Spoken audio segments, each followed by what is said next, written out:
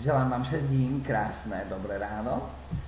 Na úvod taká ranná správa, že počasie nebude prijať tomu, aby sme si mohli poležať pri bazéne a chytať bronz.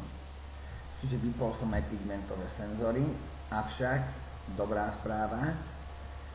Na dnešný deň som s mojimi priateľmi pre vás zorganizoval medzinárodné sympózium školákov.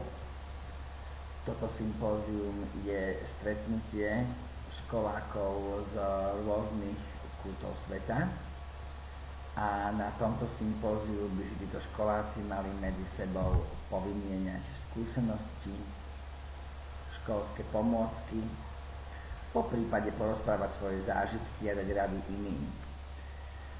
Workshop k tomuto medzinárodnému sympóziu sa začína dnes.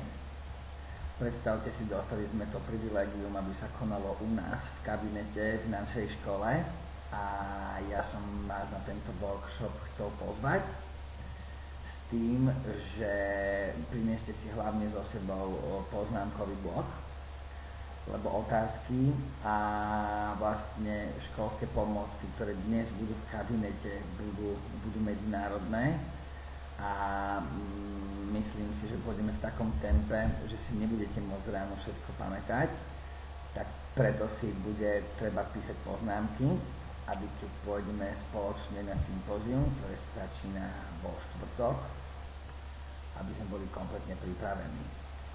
Hodina workshopu nie je ešte stanovená, avšak malo by to byť najneskôr okolo 6.7. Musím si ešte poslať maily.